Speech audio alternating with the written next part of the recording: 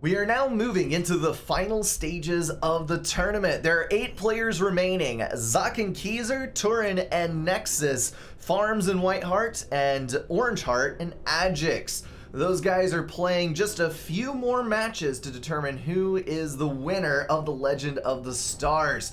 Looking at this map, we are on Last Oasis, I should say. On the top left, we have Nexus of Reality going Seraphim, and then on the bottom right, Turin Bar, Seraphim as well. It looks like Turin is setting up for a second land factory opening.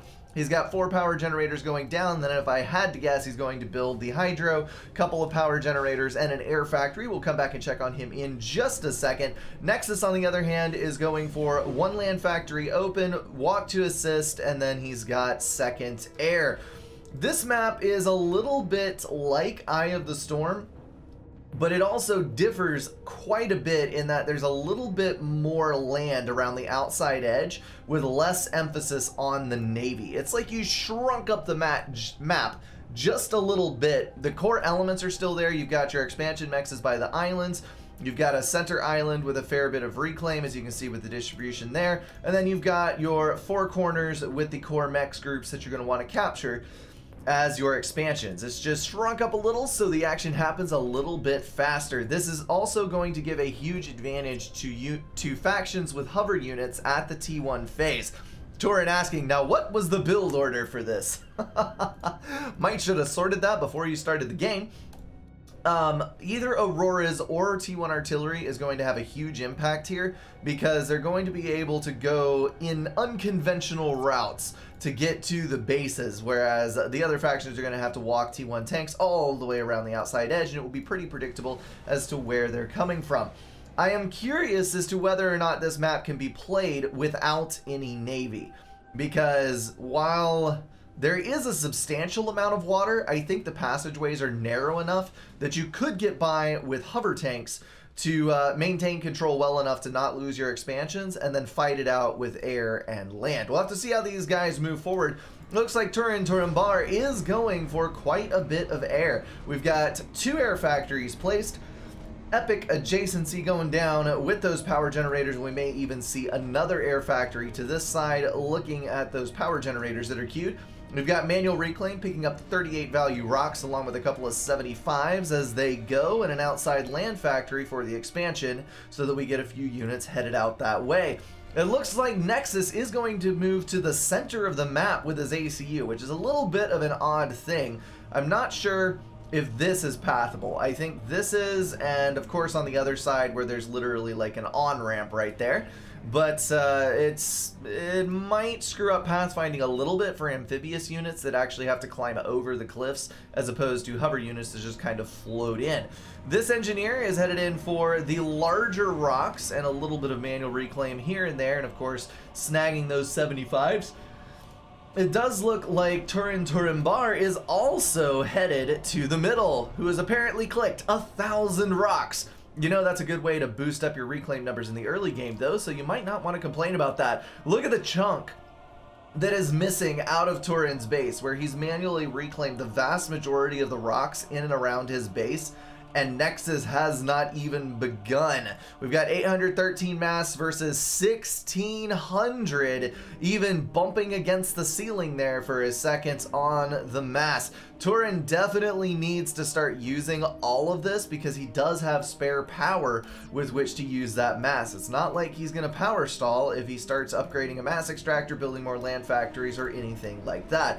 He is going to drop a naval factory. That's going to get him started in the water. Frigates are going to be invaluable, stopping the early Zooey pushes because, of course, since you don't have hover tanks until the T2 phase, unless you rush T2, you're not going to be able to stop these until they deign to dry off their thrusters over the sand, and then by that time, they're within reach of your mexes. So you want to stop these when they're away from your base, not in your base. 2 Sellins, 2 tanks over to the left. That is probably going to get overwhelmed in short order by the units that are moving over from Nexus.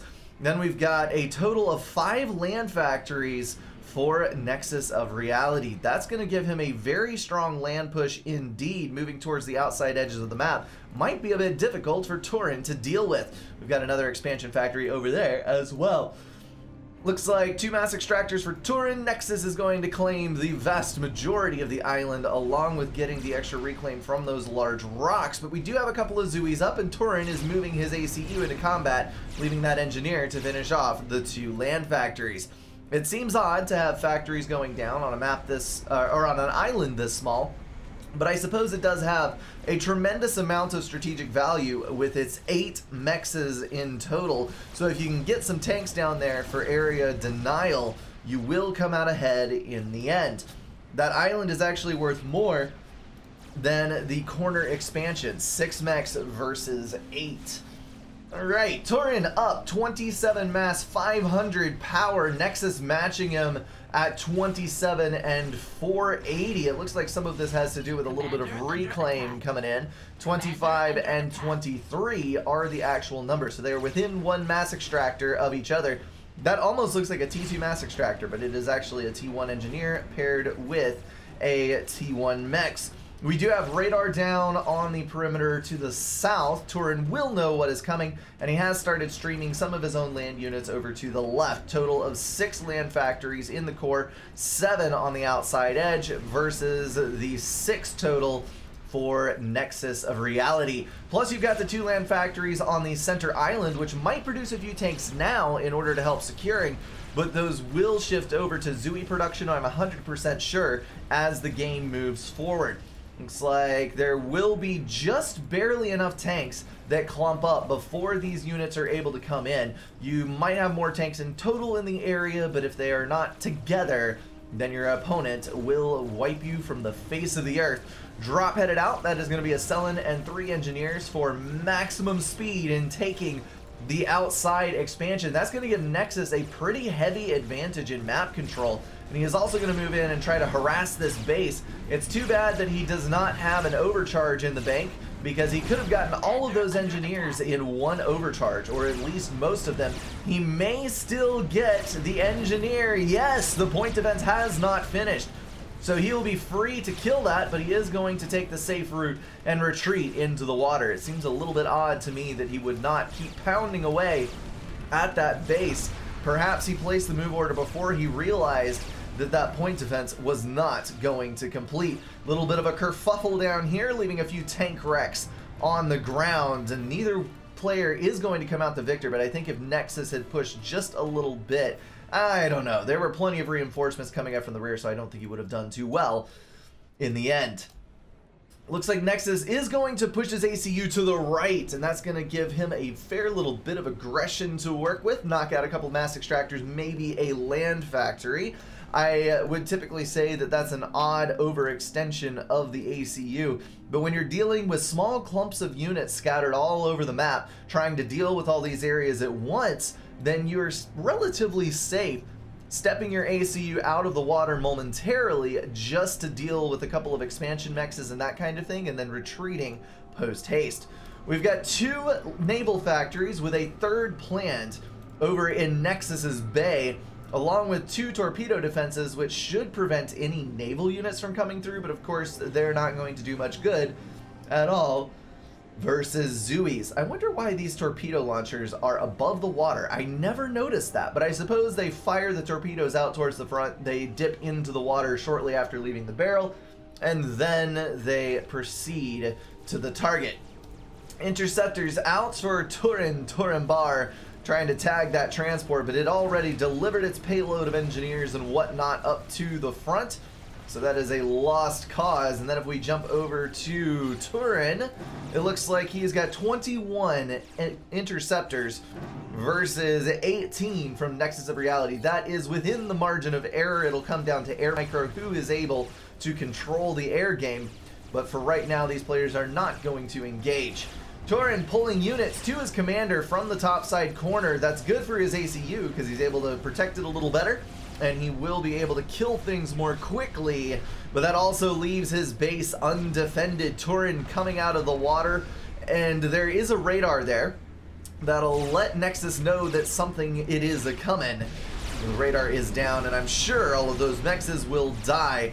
Multitudes of artillery following Tourney towards the base, so that they can wreck everything they possibly can and reduce the eco of Nexus. 53 mass per tick to 39, so a pretty substantial lead there. 14 mass per tick, identical power income. Let's go ahead and take a look at the reclaim after we check out this T2 gunship that is over here harassing the commander, which is going to just shrug it off as a mild inconvenience and move to the north. But no, he saw a second gunship coming over his units here and decided that the water was a safer place to be. T2 air is actually a really good direction for Tourney, because there isn't any T2 land yet. T2 Air Factory just got shifted, and then we've got a T2 Power for Nexus. So right now, Tourney has a pretty strong hold on the air, and it looks like he's going for a direct ACU snipe. We've got 7,600 reclaim versus 7,600 reclaim, so identical in that regard as well. Nexus retreating to the water at about 70% HP or so. Here's 2 torpedo bombers coming in to harass. 2 is not going to be enough to kill that ACU, I don't think, because we've got enough interceptors that they can kill off the combat units and let the ACU pull and escape. I would also start streaming T1 anti-air over to this edge and maybe moving my commander to the closest possible area that would afford me some protection. He's now going to have to move in and engage air, but Tourney is going to take the advantage, engage air away from the combat units, forcing Nexus into an air fight instead of risking losing all of his inties. Since Tourney initiated and Nexus was microing elsewhere, he was able to get in a fantastic initial turn. Tourney taking the win, preserving 15 or so interceptors, and that is going to leave his air units to finish off Nexus at their leisure.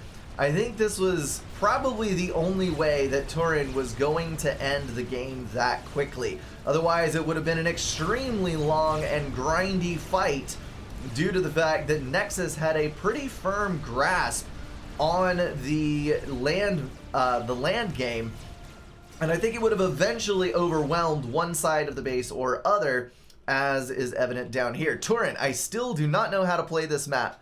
Or I still know how to play this map. Kappa. Sarcasm. It's an interesting way for it to go out, and I like that Tourney was able to pick up that kill through the snipages. There's been a couple of ladder games that I've been in recently where I probably could have won if I had done that, and instead I let myself get slowly rolled by these units, but I guess that's why he's a 2,000 rated player and I am a lowly 1,100. Well played to both these guys. Let's go check out the next game. That is gonna wrap everything up for this video, guys. If you enjoyed it, feel free to drop a like and share it with someone. If you want to support the channel, catch the streams, or join the Discord, check out the links in the description. Thank you all for being at least partially insane, and I will see you in the next one.